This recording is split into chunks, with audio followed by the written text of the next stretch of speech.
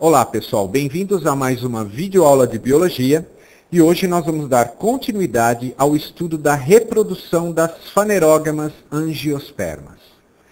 A primeira parte desta aula já se encontra em nosso banco de videoaulas e se chama A Flor das Angiospermas.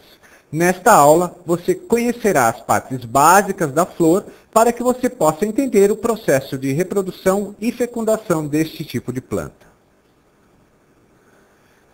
Então, só para relembrarmos rapidamente as partes básicas da flor, nós temos aqui a estrutura principal do aparelho reprodutor masculino da flor, que se chama androceu. Essa estrutura principal é a antera. Dentro da antera é que ocorrem as divisões por meiose e se formam os gametas masculinos. Já aqui embaixo está a parte principal do aparelho reprodutor feminino da flor, chamado de gineceu. É dentro do gineceu que estão os óvulos, que também formarão os gametas femininos. Repare que essa flor, ela tem os dois órgãos, masculino e feminino, na mesma estrutura. Então, ela é chamada de flor hermafrodita. Para este estudo de reprodução das plantas, nós precisamos lembrar também de dois significados importantes. Primeiro significado da palavra fanerógama. Fanerógamas são plantas que se reproduzem através de flores. E angiospermas são plantas que, além das flores, produzem os frutos que envolvem e protegem as sementes. Para o estudo reprodutivo, então, nós vamos abordar três aspectos: a polinização, a formação do tubo polínico e a fecundação. Então, vamos ver a primeira parte de polinização. Então, a polinização. A polinização é um processo de transporte do pólen da antera masculina de uma flor para o gineceu, para o pistilo, de outra flor. As plantas sempre preferem esse tipo de polinização, chamada de polinização cruzada. Por quê?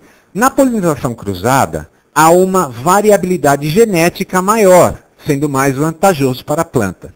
Quando a planta faz a polinização da própria antera no próprio pistilo, no próprio gineceu, é uma autopolinização e isso não é tão vantajoso evolutivamente.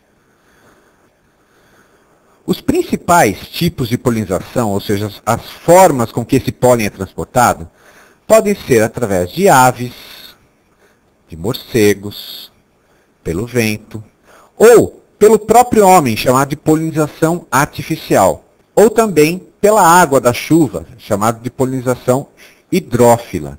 Agora, o principal tipo de polinização é feita pelos insetos. E as abelhas são os seres que mais contribuem nesse aspecto. Então vamos ver a animação aqui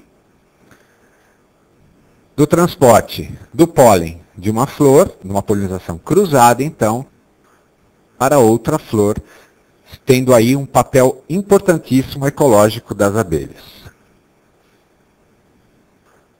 Vamos agora ver, então, a formação do tubo polínico.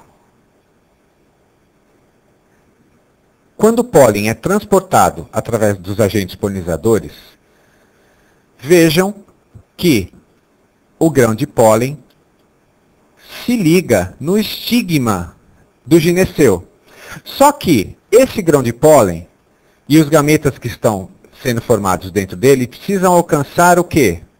O óvulo. Para isso, tem que haver a formação de um tubo polínico, e isso ocorre graças aos tipos de células existentes dentro do pólen. Então vejam.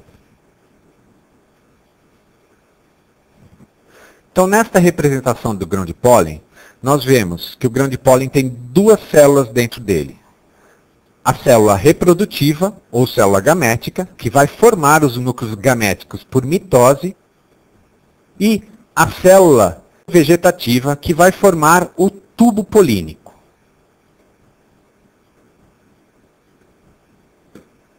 Vejam na animação que as células reprodutivas geram 2 núcleos gaméticos e o núcleo vegetativo vai começar a formar o tubo polínico até que ele alcance o óvulo. Agora, a parte de fecundação. Então, na fecundação, o tubo polínico alcança o óvulo e o que ele vai encontrar lá dentro do óvulo?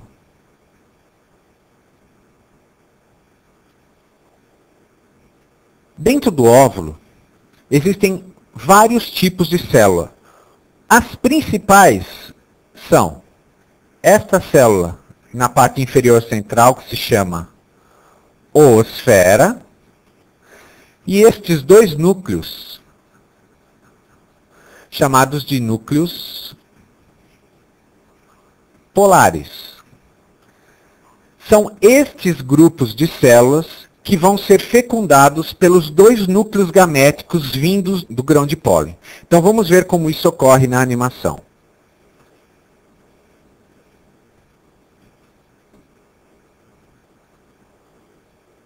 Então vejam, um dos núcleos chega e vai fecundar a oosfera e formar o embrião. O segundo núcleo vai fecundar os núcleos polares, vejam aqui, e formar o início do endosperma triploide, que vai ser a nutrição do futuro embrião da planta. Temos que lembrar sempre que o óvulo vai formar o quê? A semente. E o ovário vai formar o fruto desta planta. Ok, pessoal? Então, essa foi a ideia básica do processo de fecundação das angiospermas. Qualquer dúvida a gente tira pelo chat ou por e-mail e nos vemos lá. Até logo.